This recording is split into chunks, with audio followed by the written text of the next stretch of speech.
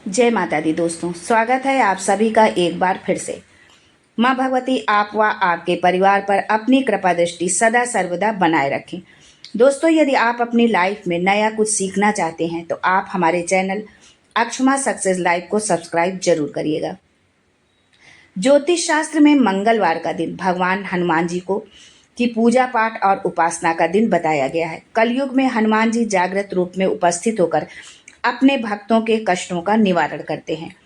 दोस्तों, धर्म ग्रंथों के अनुसार हनुमान जी मात्र ऐसे देवता हैं जो स्वशरीर इस पृथ्वी पर विचरण करते हैं और अपने भक्तों की हर मनोकामनाओं को पूर्ण करते हैं, हर संकट को हरते हैं।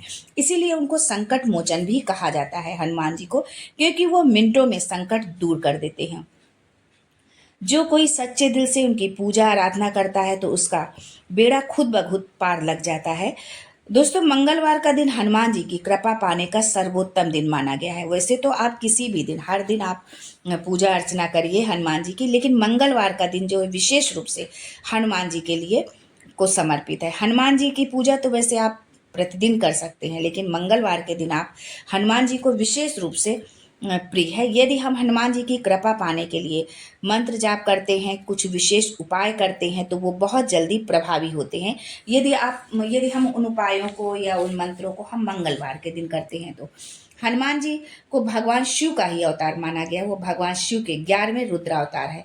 शास्त्रों के अनुसार यदि हम इनकी कृपा पाना चाहते हैं तो जो है हम ये एक बार प्रयास करें, जो है कि थोड़े से उपाय से जो है हमको उनकी कृपा शीघ्र मिल जाती है। जिस महादेव, जैसे कि महादेव जो है अवघड़दानी उनको कहा जाता है, बहुत शीघ्र ही वो प्रसन्न हो जाते हैं। इसलिए हनुमान जी भी भगवान शिव के ही अवतार है, उनके 11वें रुद्र अवतार हैं। तो हनुमान जी भी जो है अतिशीघ्र प्रसन्न हो जाते हैं, भोलेनाथ की तरह ही।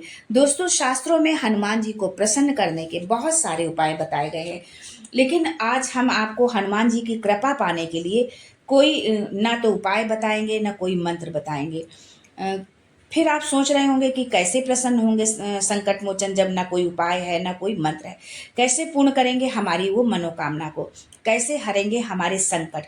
आज हम आपको वही बताएंगे जो शायद आप प्रतिदिन वो काम करते हैं पर अज्ञानतावश कुछ भूल कर देते हैं, जिसकी वजह से पवन सुत की कृपा से हम वंचित रह जाते हैं। तो आइए जानते हैं आज के वीडियो में कि हम कैसे हनुमान जी को प्रसन्न करें, जो है क्या है उनको प्रसन्न करने का सही तरीका क्या है। अगर आप इस ढंग से हनुमान जी को प्रसन्न करेंगे तो बहुत जल्दी आपकी मनोकामना पूर्ण होगी और आपकी वो प्रार्थना जरूर सुनेंगे। आपकी जो भी इच्छा होगी, आपके जीवन में जो भी संकट होगा, उसको संकट मोचन जरूर दूर करेंगे। लेकिन ये जानने से पहले आपसे रिक्वेस्ट करती हूँ कि वीडियो को लाइक करिएगा, दोस्तों को शेयर कर दीजिएगा, और अगर आपने अभी तक चैनल को सब्सक्राइब नहीं किया है तो चैनल को सब्सक्राइब करके बेल आइकन जरूर दबाइएगा। दोस्तों, हमारे गुरुदेव पूज्य प्रदीप मिश्रा जी ने अपनी कथा में बताया कि आज तक बहुत लोगों को चालीसा पढ़ना नहीं आता, चाहे वो हनुमान चालीसा हो, गायत्री चालीसा हो, शिव चालीसा हो, पढ़ना ही नहीं उनको आता है। बस बैठ गए भगवान के सामने और चालीसा पढ़ लिया। और बहुत लोगों का तो ये है कि वो नहा के खड़े नहीं हुए कि बाथरूम से ही पढ़ना कहो शुरू कर दे जो है चालीसा का। लेकिन ये सही नियम नहीं है।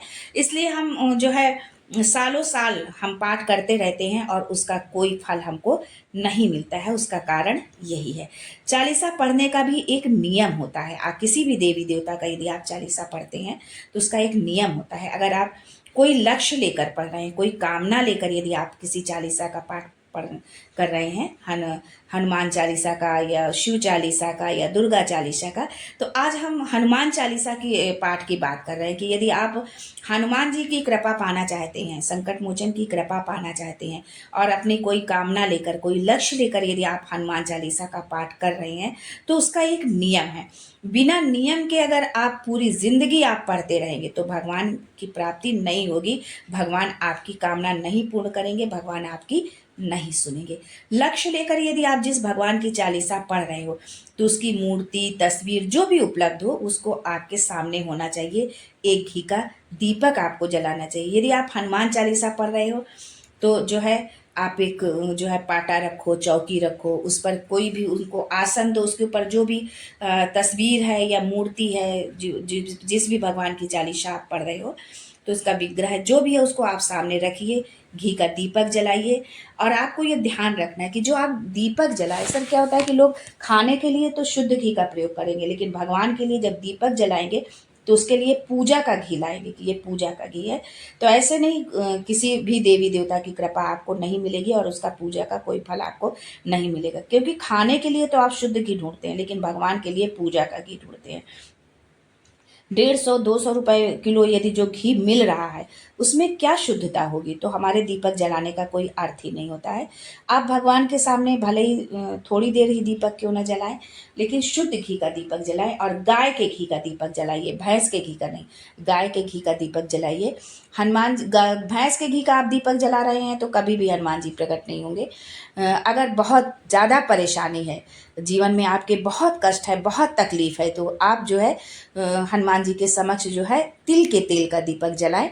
काली तिल जो होती है उसके तेल का दीपक आप जो है भगवान संकट मोचन के सामने जलाएं, हनुमान जी के सामने।